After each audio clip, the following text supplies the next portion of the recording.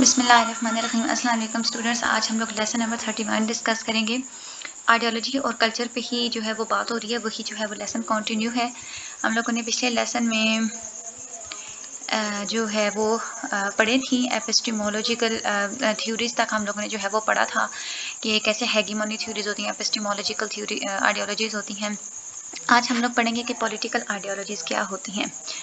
अच्छा, social studies में political ideology को कैसे डिफाइन किया जाता है कि कोई ऐसे आइडियाज़ या प्रिंसिपल्स का सेट जो कि हमारे सोसाइटी को ये इस तरह से एक्सप्लेन कर सके कि हमारी सोसाइटी किस तरह से काम करती है, और एक जैसे ब्लूप्रिंट जैसे किसी चीज़ का होता है ना, जैसे किसी चीज़ का नक्शा बना दिया जाता है, तो ये पॉलिटिकल आइडियोलॉजीज जो होती हैं ये हमें सोशल ऑर्डर का एक नक्शा फराहम करती हैं।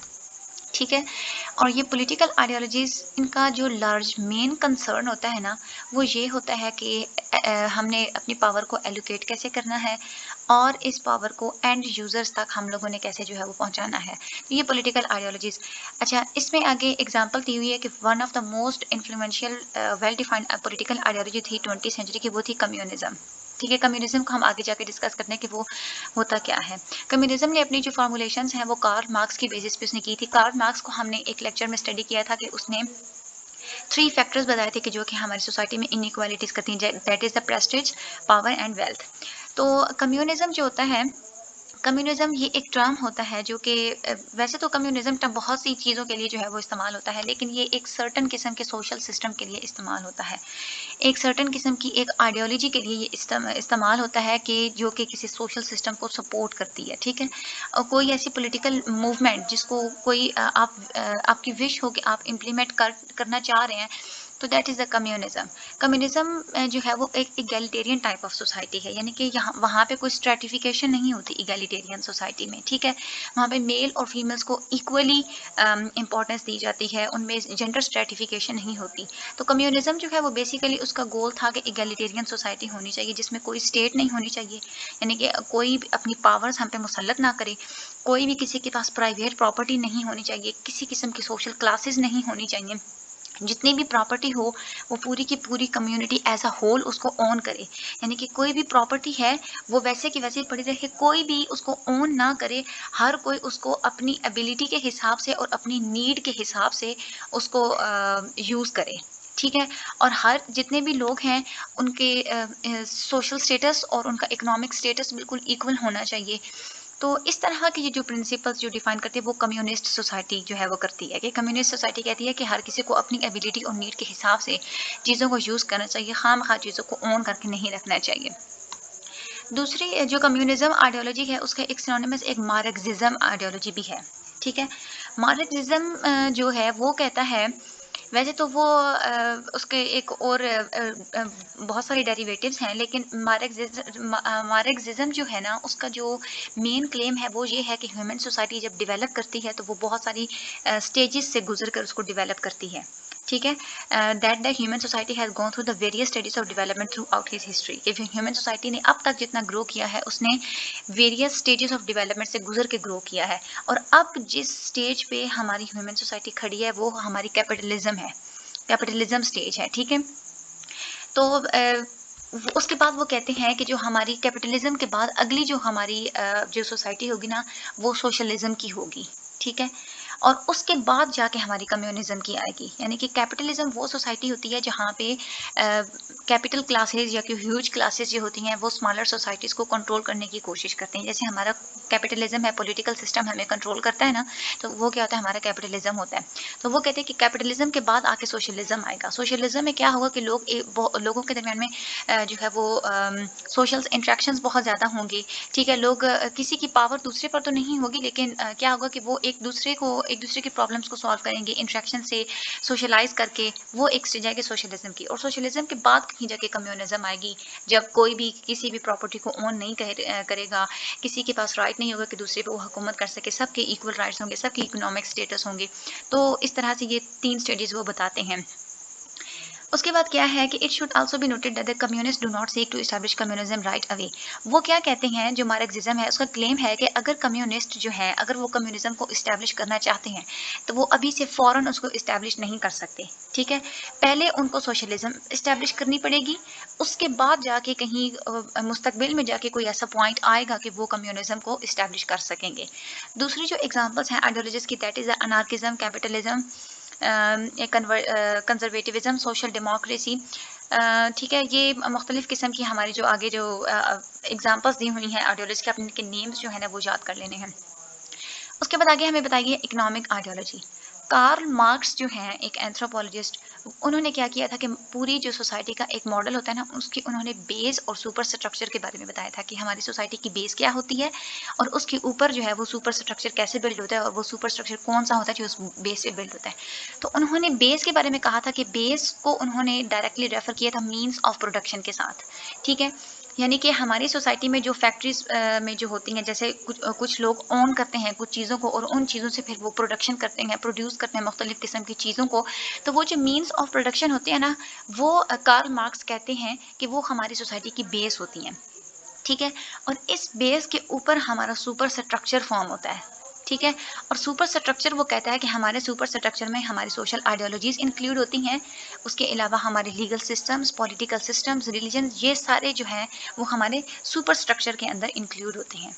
तो इससे फिर ये बात साबित होती है कि मार्क्स जो था उसने क्या किया था कि बेस, उसने ये कहा था कि हमारी जो बेस होती है ना वो हमारे सुपर स्ट्रक्चर को डिफाइन करती है। यानी कि हमारे जो मीन्स ऑफ प्रोडक्शन होते हैं वो भी हमारी सोसाइटी को की आइडियोलॉजी को डिफाइन करते हैं, हमारे लीगल सिस्टम को डिफाइन करते हैं, हमारे पॉलिटिकल सिस्टम्स को, हमारे रिलीजन्स को वो डिफाइन करते हैं। और अब यहाँ पे ये बात देखने वाली है, देखिए जैसे कि हमने पढ़ा था कि जिसके पास ज़्यादा मीन्स ऑफ प्रोडक्शन होते हैं वही रूलिंग क्लास होती है। ठीक है, क्योंकि जिसके पास ज़्यादा इकोनॉमिक रिसोर्सेज होते हैं उसके पास ज़्यादा वेल्थ होगी, तो जिसके पास वेल्थ ज़्यादा होती है उसके पास पावर ज़्यादा होती है, जिसके पास पावर ज़्यादा होती है तो उसके पास जो है वो वो रूल ज़्यादा करते हैं, लोगों पे हुकूमत ज़्यादा करते हैं। तो इसका मतलब क्या हुआ कि जो रूलिंग क्लास होती है जो कि सोसाइटी के मीन्स ऑफ प्रोडक्शन को कंट्रोल करते हैं, वो हमारी पूरी सोसाइटी के बेस को जो है ना वो कंट्रोल करते हैं। तो अगर वो बेस को कंट्रोल करते हैं तो इसका मतलब क्या हुआ कि पूरे के पूरे सुपर स्ट्रक्चर को वो लोग कंट्रोल करते हैं, क्योंकि बेस के ऊपर जो सुपर स्ट्रक्चर हमारा बना हुआ है। तो कहने का मकसद ये है कि जो रूलिंग क्लास होती है वही हमारे पूरी सोसाइटी के सुपर स्ट्रक्चर को, यानी कि आइडियोलॉजीज को, हमारे पॉलिटिकल सिस्टम्स को, हमारे रिलीजन्स को, हमारे लीगल सिस्टम को, सबको वो डिफाइन करती हैं। और ये सारी चीज़ें रूलिंग क्लास के इंटरेस्ट के हिसाब से हो रही होती हैं। लेकिन फिर क्या हुआ था कि जो मार्क्स जो था, मार्क्सिस्ट की जो अप्रोच थी उसके बारे में क्रिटिसिज्म भी बहुत, उसके ऊपर तनकीद की भी बहुत की गई थी। और वो तनकीद इस वजह से की गई थी क्योंकि उसने इकोनॉमिक फैक्टर्स को बहुत ज़्यादा इंपॉर्टेंस दे दी थी कि ये हमारी सोसाइटी को इन्फ्लुएंस करते हैं। क्योंकि आप खुद देखें, सिर्फ मीन्स ऑफ प्रोडक्शन की वजह से या सिर्फ कोई पावर की वजह से ही नहीं हमारी पूरी सोसाइटी के ऊपर इन्फ्लुएंस हो सकता। रिलीजन खुद जो है वो एज एन इंडिविजुअली जो है ना वो रिलीजन खुद हमारी सोसाइटी पे भी इन्फ्लुएंस करता है। ज़रूरी नहीं है कि मीन्स ऑफ प्रोडक्शन ही हमारी सोसाइटी को जो है वो इन्फ्लुएंस करें।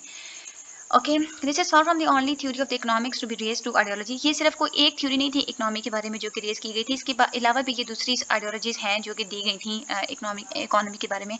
मार्केंटलिज्म, social Darwinism, communism, laissez faire economics, free trade, ये सारी। उसके बाद जो है, लेकिन अभी जो है ना हालिया जो है, मतलब करंट थ्योरीज जो अभी भी बनाई गई हैं वो सेफ ट्रेड और फेयर ट्रेड के बारे में है।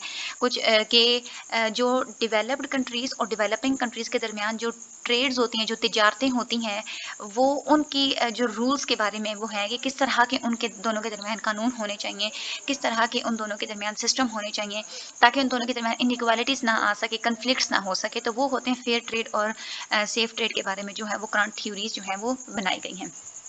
अच्छा, उसके बाद क्या होता है कि हमारी जो लीगल आइडियोलॉजीज होती है ना, लीगल आइडियोलॉजीज होती है पॉलिटिकल आइडियोलॉजीज। ठीक है, ये आप लोगों ने बात याद रखनी है। लीगल वर्ड पॉलिटिकल आइडियोलॉजीज के लिए यूज होती है जो कि हम लोगों ने भी ऊपर पढ़ा है। तो लीगल आइडियोलॉजीज और इकोनॉमिक आइडियोलॉजीज आपस में इंटरैक्ट करती हैं और वो कभी आपस में कन्फ्लिक्ट भी कर जाती हैं, क्लैश हो जाता है उन दोनों के दरमियान। ठीक है, क्योंकि आइडियोलॉजीज एक दूसरे को इंटरैक्ट करती हैं और एक दूसरे को इन्फ्लुएंस भी करती हैं किसी भी रियल वर्ल्ड में। फॉर एग्जाम्पल, अब जो हमारी लीगल आइडियोलॉजी होती है ना वो, यानी कि पॉलिटिकल आइडियोलॉजी जो होती है हमारी लीगल आइडियोलॉजी, वो क्या कहते हैं कि कानून की नज़र में सब बराबर हैं। ठीक है, ये आप लोग ने बहुत दफ़ा ये बात सुनी होगी कि all are equal before the law. लेकिन अब इस पूरी फ्रेज का मतलब क्या है? इस पूरी फ्रेज का मतलब ये होता है कि हमारा जो करंट लीगल सिस्टम है ना, वो ये कह रहा है कि हर किसी के पास इक्वल अपॉर्चुनिटीज़ हैं और हर किसी के पास इक्वल वर्थ है हमारे लीगल सिस्टम्स को असेस करने के लिए, ठीक है? यही मतलब बनता है ना, all are equal before the law.